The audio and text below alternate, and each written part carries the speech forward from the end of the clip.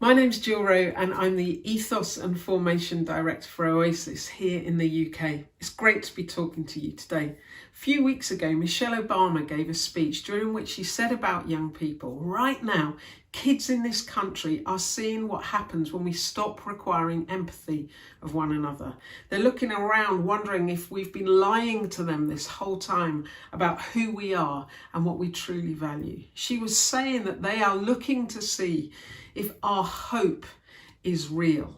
They're looking to see if our hope is real. Yes, it was about America, but some of what she said could be true of the UK as well.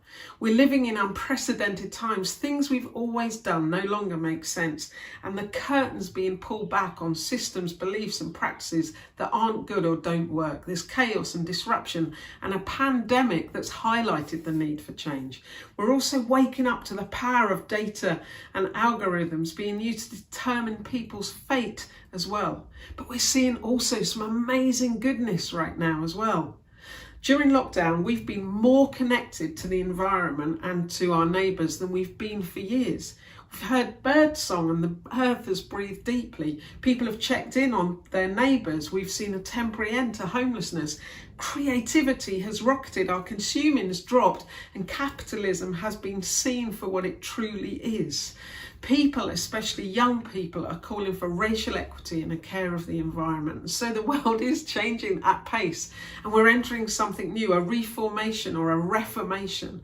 We've read about this stuff, but it's the first time we've ever lived it. So what does it mean to navigate this and to be bringers of hope to the children and young people we serve, knowing that some of that change is also very, very traumatic for people? Let me tell you about when I learned to swim. I was just 4 years old and there was a lot of sinking and a lot of splashing. There were moments when I didn't know which way was up and I didn't know if I'd get out of the pool alive.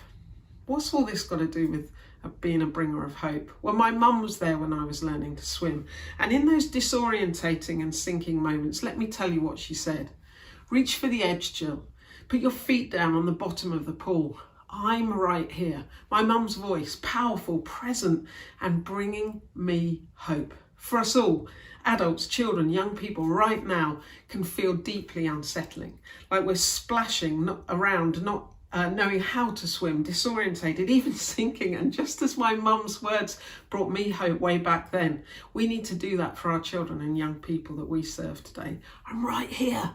Reach for the edge, put your feet down, notice the solid ground beneath you. If you could draw a flowchart right now made up of 5 boxes, it should look like this. And I'm going to highlight 5 things that we need to grapple with in order to be bringers of hope ourselves. Firstly, recognise our influence. Recognise our influence. The word rabbi is often translated as teacher, but it's much deeper and richer than that. Jesus was a rabbi. Rabbis had followers, disciples or apprentices who were not only learning what their rabbi knew, the theology and beliefs, they were working out how do you do life through that rabbi. They watched how their rabbis reacted, their choices, the decisions, the way they treated people, their behaviours, their manner, the way they spoke and how they entered and left a room, who they ate with and what they ate. You get the picture. The most important thing for us to recognise is that we're rabbis to the children and young people we're serving. Their understanding of what it looks like to be hopeful in these chaotic and unprecedented times is significantly influenced by what they observe in us, what we say and do in this time of reformation. You'll have also heard of the word elder. Elders are those who have the wisdom, courage and humility to learn from what life has brought them, becoming reference points for others on how it's possible to navigate what seems unmanageable. They become storytellers, recounting with grace the path that we can take to make it safely to the other side, which means that our job is to do the hard work of making sure we're well placed to be such rabbis and elders. We each have the responsibility of doing the difficult work, the unsexy work of considering our own lives, and in particular the ego work of who we are, becoming more familiar with our interior landscape, motivations and character. Quaker Parker Palmer says this: Good leadership comes from those who have penetrated their own darkness and arrived at the place where we are at one with one another. Good leaders are people who can lead the rest of us to a place of hidden wholeness because they have been there and know the way. The second thing is this: lean into the disruption and chaos of now. It's a phrase being used at the moment. It's VUCA, V-U-C-A, volatile, unpredictable, complex, ambiguous. Brené Brown identifies two different responses to challenging situations or chaos. One is overfunctioning, where we become really intentional about taking back control of anything within our grasp. And during the pandemic, some people got really busy doing excessive cleaning and tidying and list making and instructing others and meal planning. And for others of us, we underfunction, we lose ourselves and merge with the chaos of context or climate we're in, and can become part of the problem even ourselves. But chaos isn't something to be afraid of or withdraw from or control. It's the starting point of creativity. It's the birthplace of the new and the better. The divine pattern in the Genesis creation poem is one of chaos, hovering over the void, and then light comes and then solid ground. You know how it goes.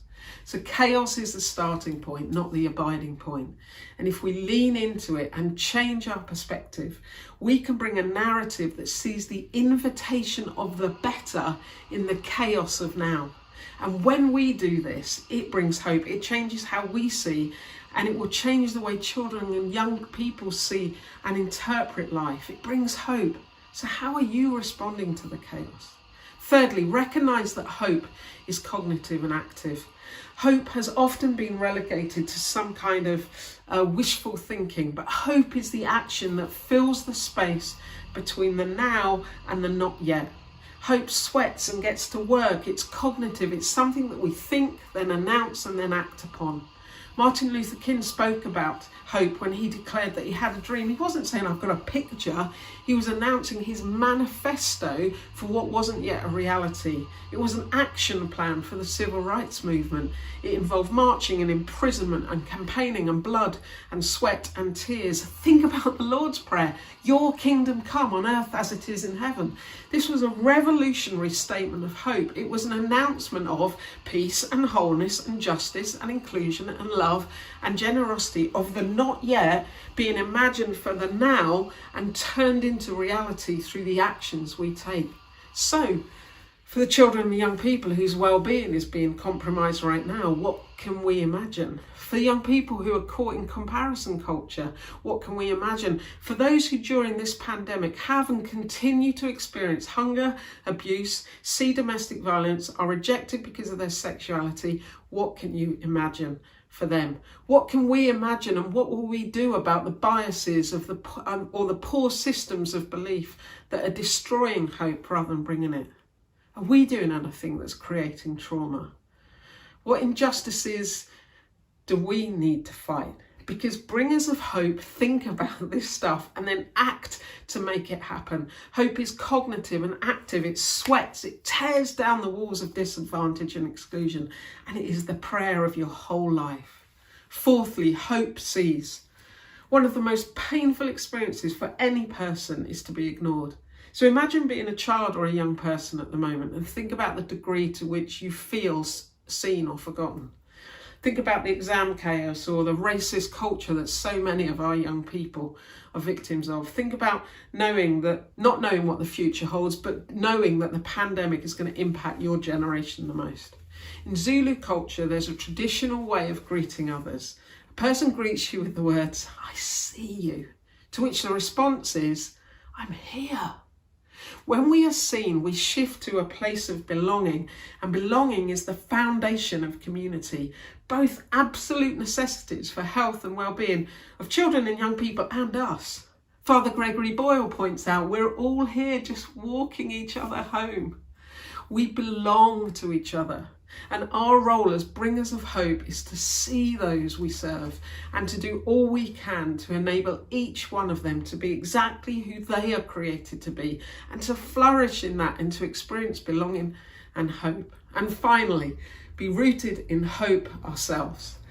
My mum said, "I'm here, right here, reach for the edge, Feel the solid ground beneath you. To be bringers of hope, I must be rooted in hope. You must be rooted in hope, deeply anchored, rooted and anchored in the divine, in God who is ever present in the whole of life.